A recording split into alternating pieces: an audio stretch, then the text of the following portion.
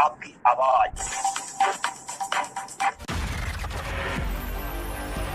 विश्व युवा कौशल दिवस पर सभी युवा साथियों को बहुत बहुत शुभकामनाएं।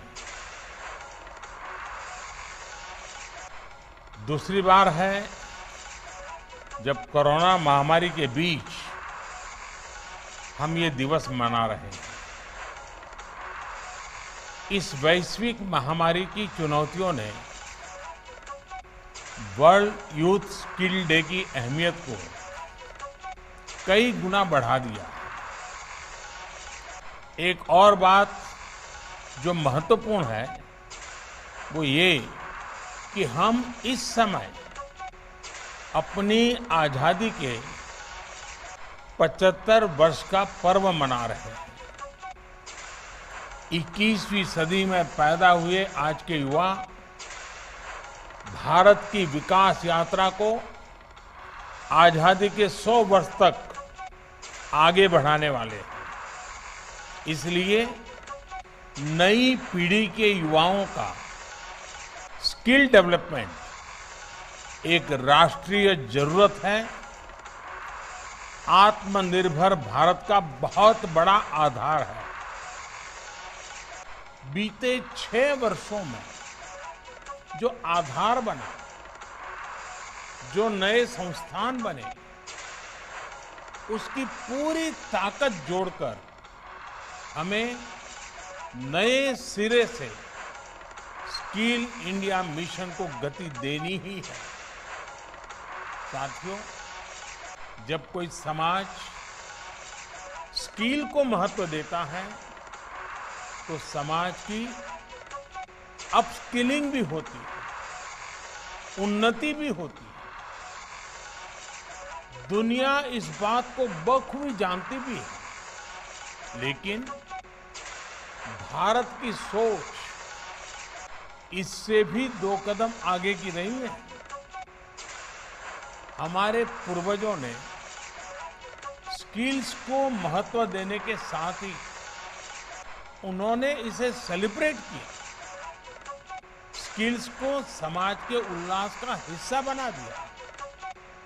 अब देखिए, हम विजयादशमी को शस्त्र पूजन करते हैं, अक्षय तृतीया को किसान फसल की कृषि यंत्रों की पूजा करते हैं, भगवान विश्वकर्मा की पूजा तो हमारे देश में हर स्किल, हर शिल्प से जुड़े लोगों के लिए बहुत बड़ा पर्व रहा है।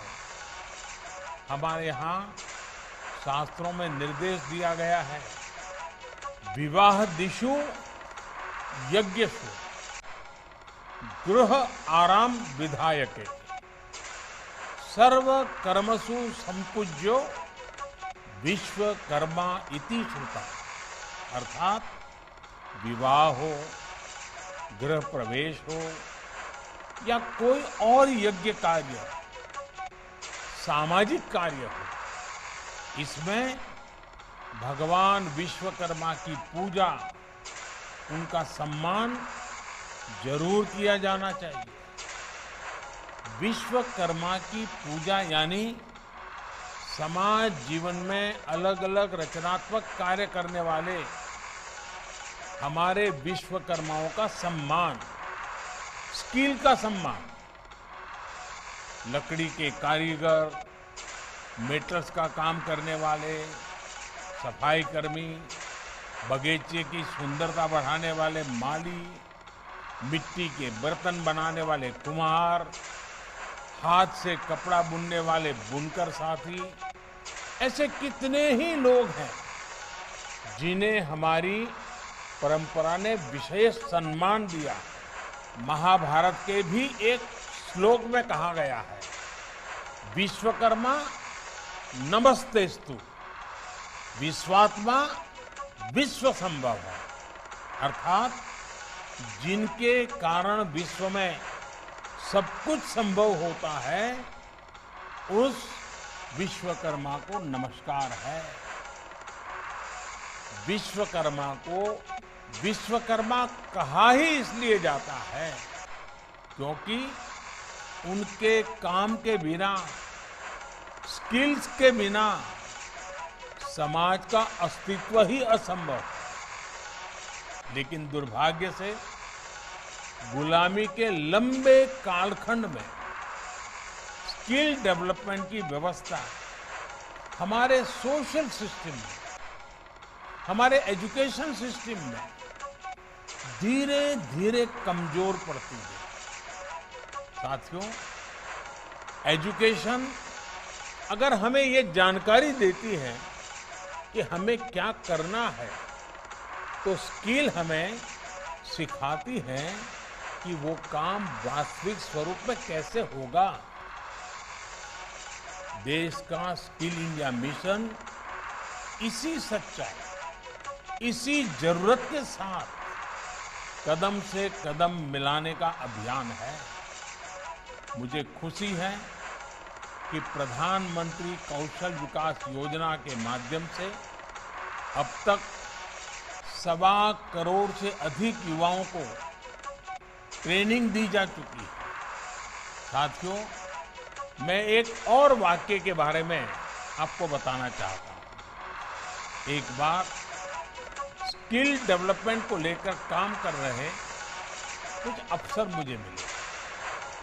मैंने उनसे कहा कि आप इस दिशा में इतना काम कर रहे हैं, क्यों ना आप ऐसे स्किल्स की एक लिस्ट बनाइए जिनकी हम अपने जीवन में सेवाएं लेते हैं। आपको हैरानी होगी, जब उन्होंने सरसरी नजर से लिस्टिंग की तो ऐसी 900 से ज्यादा स्किल निकली जिनकी हमें अपनी आवश्यकताओं के लिए जरूरत होती है। आप अंदाजा लगा सकते हैं कि स्किल डेवलपमेंट का काम कितना बड़ा है। आज ये जरूरी है कि लर्निंग आपकी अर्निंग के साथ ही रुके नहीं। आज दुनिया में स्किल्स की इतनी डिमांड है कि जो स्किल होगा वही ग्रो करेगा। ये बात व्यक्तियों पर भी लागू होती है और देश पर भी लागू होती है। दुनिया के लिए एक स्मार्ट और skilled man power solutions Bharat दे सके, ये हमारे नौजवानों की स्किलिंग स्ट्रेटजी के मूल में होना चाहिए। इसको देखते हुए ग्लोबल स्किल गैप की मैपिंग जो कि की जा रही है, वो प्रशंसनीय कदम है। इसलिए हमारे युवाओं के लिए स्किलिंग, रीस्किलिंग और अपस्किलिंग का मिशन अनवरत चलते रहना चाहिए। बड़े बड़े एक्सपर्ट आज अनुमान लगा रहे हैं कि जिस तरह तेजी से टेक्नोलॉजी बदल रही है, आने वाले 3-4 वर्षों में बहुत बड़ी संख्या में लोगों को रीस्किलिंग की जरूरत पड़ेगी। इसके लिए भी हमें देश को तैयार करना होगा। और कोरोना काल में ही हम सबने स्किल्स और स्किल्ड वर्कफोर्स की अहमियत को बहुत करीब से देखा है, महसूस किया है। देश कोरोना से इतनी प्रभावी लड़ाई लड़ सका तो इसमें भी हमारी स्किल वर्कफोर्स का बहुत बड़ा योगदान है। साथियों, बाबा साहब आम्बेडकर ने युवाओं की, कमजोर वर्ग की स्किलिंग पर बहुत जोर दिया था। आज स्किल इंडिया के जरिए देश बाबा साहब के इस दूरदर्शी स्वप्न को पूरा करने के लिए भरसक प्रयास कर रहा है। उदाहरण के तौर पर आदिवासी समाज के लिए देश ने गोइंग ऑनलाइन एज लीडर्स यानी गोल्ड प्रोग्राम शुरू किया। ये प्रोग्राम पारंपरिक स्किल के क्षेत्र जैसे कि आर्ट हो, कल्चर हो, हैंडीक्राफ्ट हो, टेक्सटाइल हो, इनमें आदिवासी भाई बहनों की डिजिटल लिटरेसी और स्किल में मदद करेगा, उनमें एंटरप्रेन्योरशिप डेवलप करेगा। इसी तरह वनधन योजना की भी आज आदिवासी समाज को नए अवसरों से जोड़ने का एक प्रभावी माध्यम बन रही है। हमें आने वाले समय में इस तरह के अभियानों को और ज्यादा व्यापक बनाना है। स्किल के जरिए खुद को और देश को आत्मनिर्भर बनाना है। इन्हीं शुभकामनाओं के साथ आप सभी का बहुत बहुत धन्यवाद।